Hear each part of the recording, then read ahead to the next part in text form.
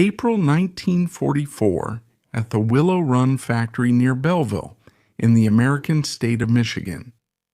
At that time, a B-24, a four-engine B-24 Liberator bomber, rolled off the assembly line every 55 to 63 minutes. In other words, a B-24 bomber rolled off the assembly line every hour at Willow Run. There in the United States in April of 1944. Today we contrast this data with this article that appeared in the main media outlets and was leaked by a Defense Research Institute. The United States could run out of missiles, having already spent more than half of the arsenal it currently has on Iran. And even more so when we analyze the schedule for replenishing this arsenal. All these missiles that were launched have an average lead time of over 2 years. And guys, the average is over 2 years of waiting between the contract and the delivery of the equipment and the delivery of the weapon. How did the situation evolve from what we saw in 1944 during World War II with American production basically virtually infinite, impossible to stop, completely self-sufficient from what it seemed, to today when we discuss the depletion of American arsenals? At the time, one of those B-24S produced by Willow Run cost almost $300,000, $297,000 to $300,000 per unit. That amount, adjusted for inflation to 2026, shows us that the same plane, the same four-engine bomber, would be worth $5.5 million today. Can you imagine a bomber aircraft today in 2026 costing $5.5 million? Let's draw another comparison. The Manhattan Project, the second most expensive project of World War II, cost $2 billion to develop an atomic bomb between 1942 and 1945. The cost of developing the atomic bomb, if it had been done today and adjusted for inflation, would be $38 billion. Do you think the atomic bomb would be developed today for $38 billion? So as not to say that I'm simply crucifying the United States and excluding the rest of the world, let's look at the Soviet example. Let's look at the example of tank production, which is the most famous Soviet war product, the T-34. In 1943, at the height of T-34-76 production, Soviet factories were churning out no less than 35 T-34s per day. 35 T-34s per day. Russia can't produce 35 tanks per month, adding up all its factories. What has changed so much? In the last 80 years, the first fact we have to consider is that 80 years ago, the world was in a state of total war.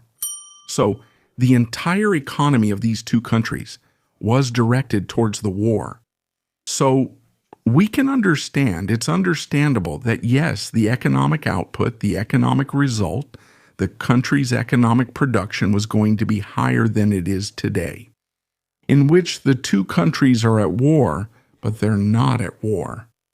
For all practical purposes, they are at war, but for political purposes, there is no war. There is an intermediate situation. But that alone doesn't explain the huge difference between the production numbers and the cost of weaponry from 1944 to 2026. What better explains this whole difference?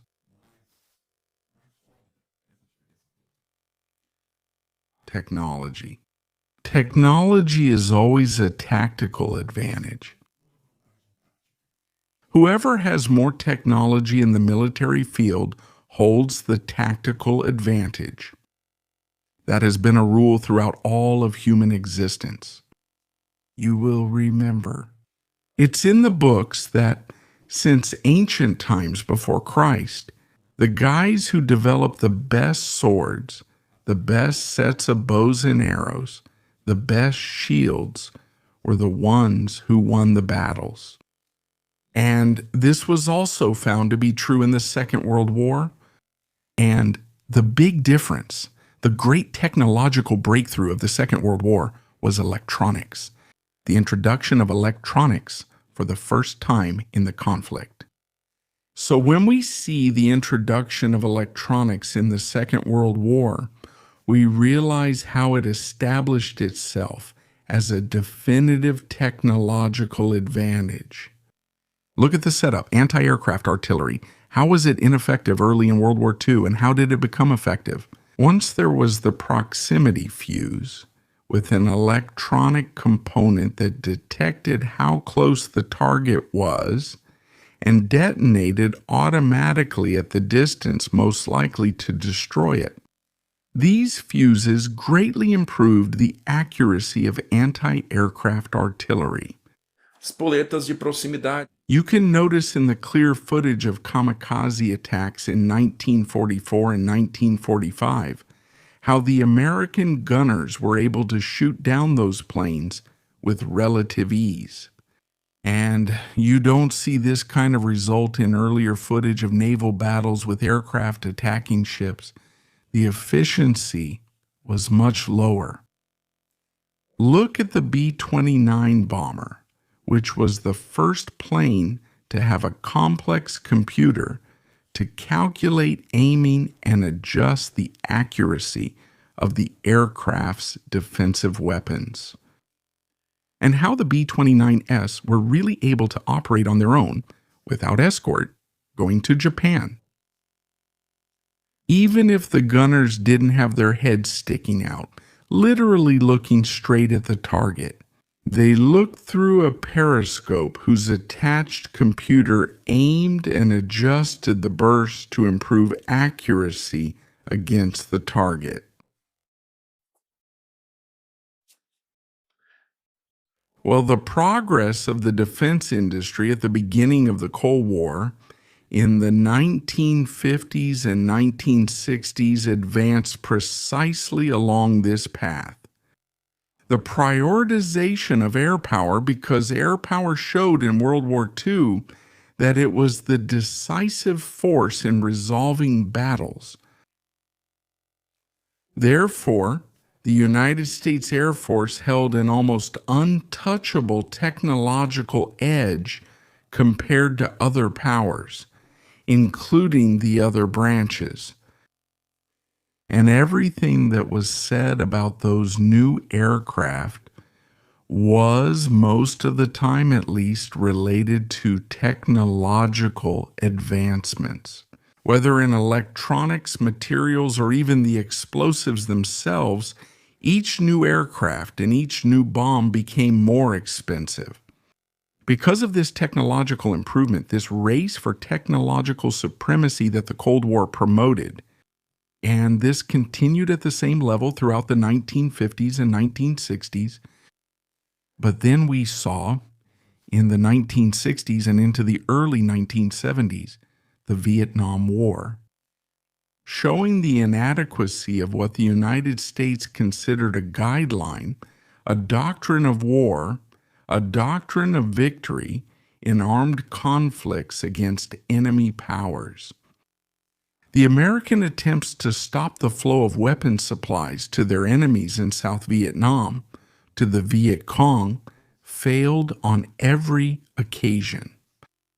The American attempts to stop the flow of supplies to the North Vietnamese army and to demoralize North Vietnam's population through bombing failed. They failed. And the commitment of large fractions of troops on the ground to do the job that the airstrikes had failed to accomplish. It caused a very high number of casualties, which went over very badly with the American public. Vietnam left a very bitter taste in the mouths of the American armed forces with very bad repercussions at home and in the rest of the world. It hurt the political pride of the United States. Therefore, a major change would be necessary to restore that American political prestige. And it was precisely at that time, in the early 70s, that we saw a new technology emerge, or let's say be reborn in a new way, which were the computers that now became microcomputers, and in a few years, nanocomputers. The greatest exponent of all this was Steve Jobs, the creator of Apple in the early 70s. But numerous other companies also managed to miniaturize the electronic components of the machines so that computing systems became mobile and portable, small enough to be fitted into missiles or military vehicles. So, starting in the 70s, we saw a huge revolution in electronics and computing being integrated into all weaponry. Let's remember that it was in the 70s that the project began, that all the effort to implement the GPS system, the global positioning system, started, which made it possible to pinpoint, really, to triangulate a precise point anywhere on the globe. And the implications of that were immense. We still feel them today. In addition, we have the introduction of laser rangefinders, which dramatically improved weapon accuracy and guidance systems. We had guidance computers. We had stabilized sights on tanks, for example. In the past, you couldn't fire from a moving tank. Any shot you fired with a moving tank was a lucky shot. It was basically a shot in the dark. You had to stop the tank, aim, and shoot to have a chance of success. Today, after the introduction of stabilized sights, armored vehicles, tanks can fire while moving. So, you realize there's no turning back. There's no way for a nation to say, oh, I'm not going to use stabilized sights while all my enemies are using stabilized sights. This became a standard. The same thing applies to aircraft, to air power. The use of smart weapons compared to so-called dumb bombs has only been increasing. If you look at any chart, the number of smart weapons in the American arsenal has grown immensely compared to the number of dumb bombs. Those bombs that are dropped and then natural factors determine their fate, where they will land. This, in turn, leads to a significant increase in the value of each of these weapons, and therefore in the overall cost of the war. This once again made the American Armed Forces the leading military force in the world at the end of the 1980s and the beginning of the 1990s, right when the Soviet Union collapsed. And in that year of 1991, when the Soviet Union collapsed, the United States put on a show for the whole world in the Gulf War, introducing laser-guided cruise missiles with surgical precision, stealth aircraft, computing, and weapons integration, reshaping the entire battlefield and making all of this work for a very quick victory against what was, at the time, the fourth largest army in the world, Saddam Hussein's army. So all of that made high-end technology, which was technology that was only created in major development centers, in big companies, in the main suppliers of the U.S. Department of Defense, become the hottest thing in the world. So the whole world starts to look at that ultra high tech American arsenal as the most desirable thing in the world, as the most desirable arsenal in the world. And then we're going to have a kind of break at this moment, a disruption in the Pentagon's procurement system in the Department of Defense at this moment. Why? Precisely at this moment of high prestige for the American defense industry, the United States Congress began to want to reduce defense spending, precisely because of the end of the Cold War, because of the fall of the Soviet Union, and therefore the lack of a clear enemy on the horizon. In this way, a very unique event took place on July 21, 1993 at the Pentagon, known as the Pentagon's Last Supper. On that day, a dinner was offered to the owners, managers, and executives of the major defense product suppliers to the Pentagon. And the Secretary of Defense at the time told these suppliers that a major cut was coming and that there would be no way for the Pentagon to maintain that high number of suppliers from then on. That led to what you see on the screen. In radical mergers in the U.S. defense sector, which reduced the number of suppliers from 51 to 5 in 5 years, from 1992 to 1997, you notice that the mergers actually started even before the Last Supper, but they accelerated dramatically after the Last Supper. So, you had 51 major suppliers that became, in just 5 years, creating these large conglomerates that we know today: Lockheed Martin, Northrop Grumman, Boeing, General Dynamics, and Raytheon. These 5. So today, from 1997 until now, these 5 groups basically dominate the Pentagon's budget. So the effect of the Last Supper, which was caused by an expected reduction in the defense budget, and really between 1991 and 1997, 6, 7 por aí. the defense budget was reduced by 15%. You might wonder, well, 15% isn't that much, right? Really, it's not that serious. It's serious, but it's not that serious. It's not desperate. 15%. But after that time, the defense budget bounced back and went up in such a way that even to this day, it hasn't gone down. Especially after September 11th. The defense budget took off and never landed again. And what made that budget go boom? So big and constantly expanding, it basically became a hostage to these large industry conglomerates.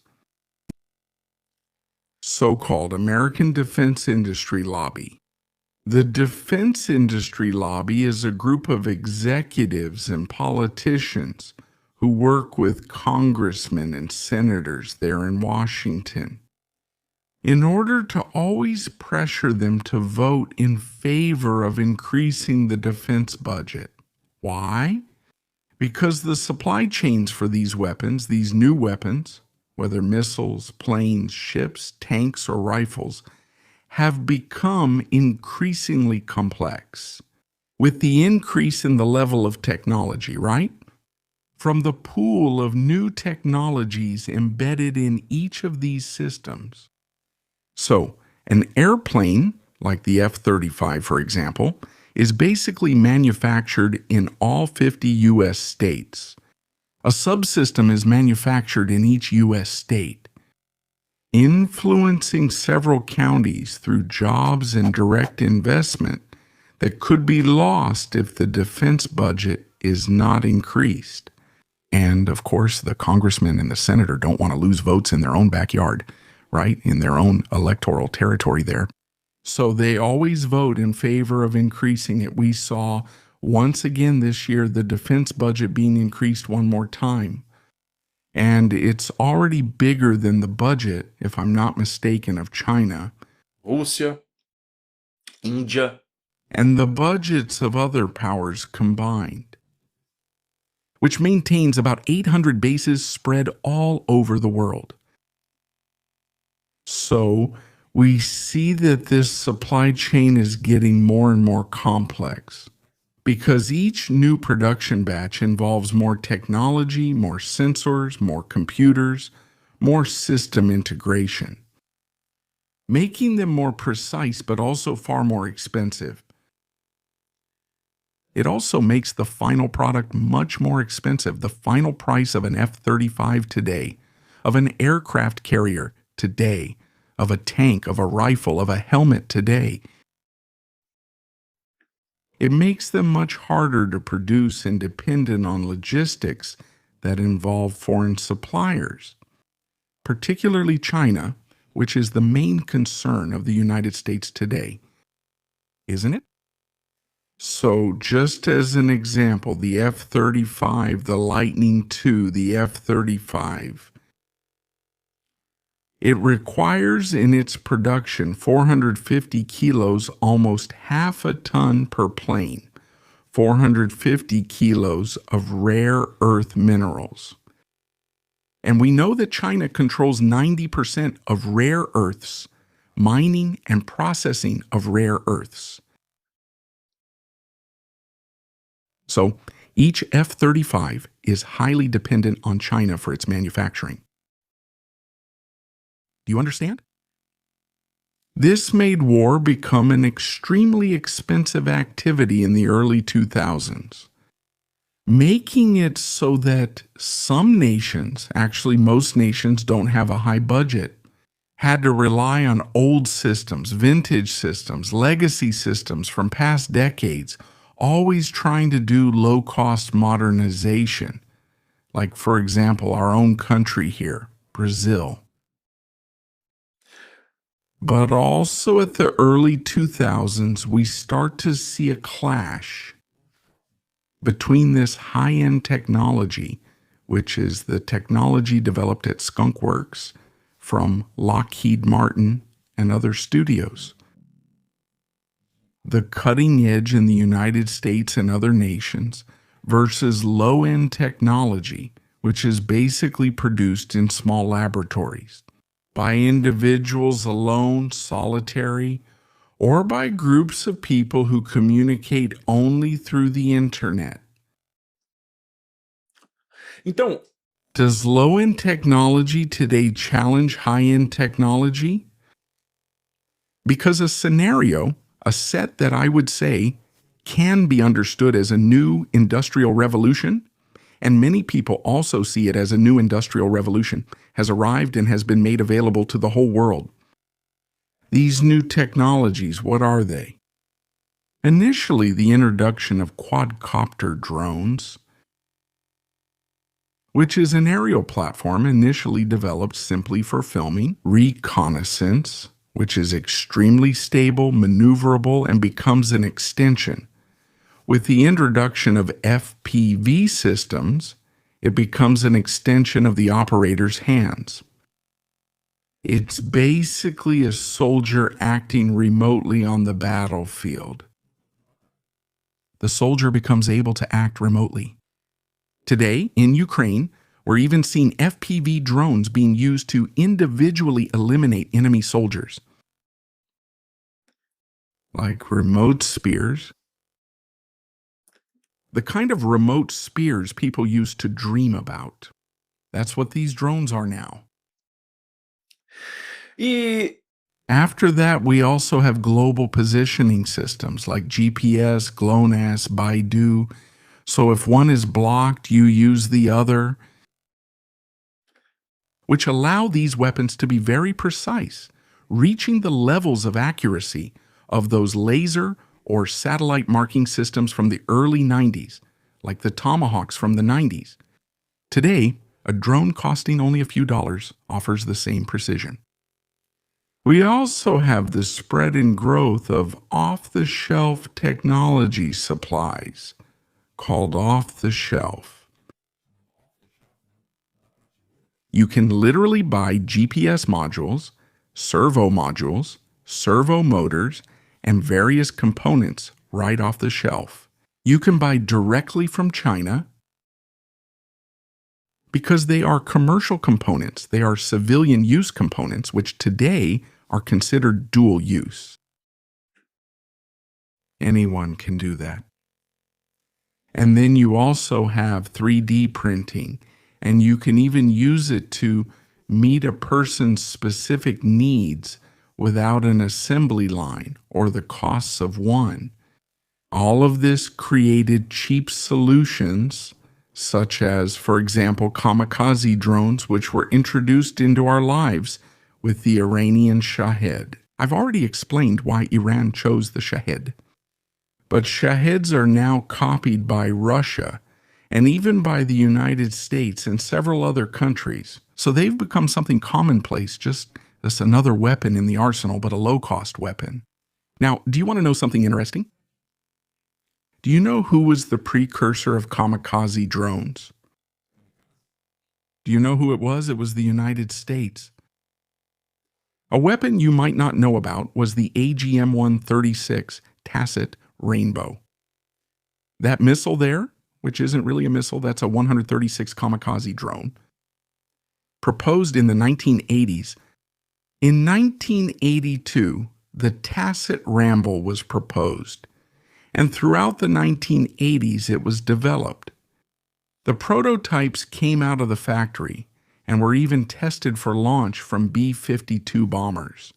And in 1991, after the entire testing program had been completed and $4 billion had been invested in the Tacit Rainbow, it was suddenly canceled.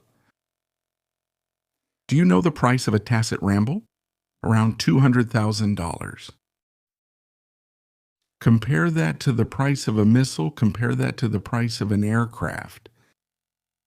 The United States were the pioneers, but they canceled the Tacit Rainbow in the early 1990s. After spending $4 billion? So,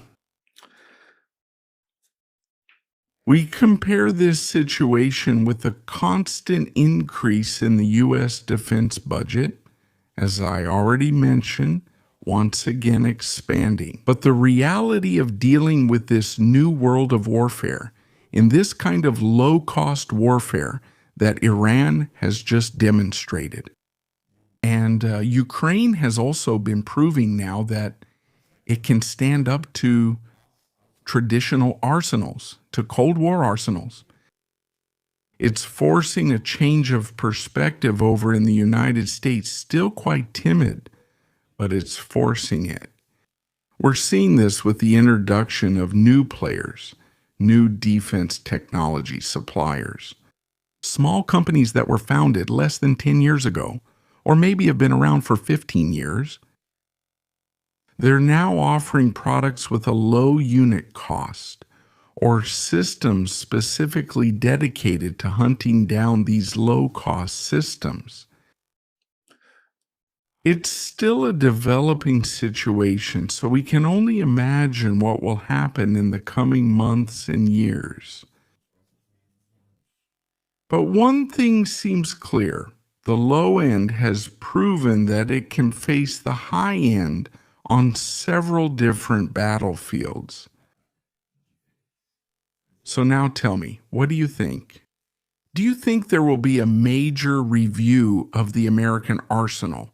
That the defense system, the Pentagon supplier system, will adapt to this new reality?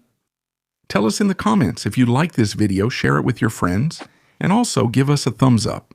Don't forget to subscribe to War Room so you don't miss anything. I'll stop here for now. Thank you for watching, and here's a big hug from the War Room.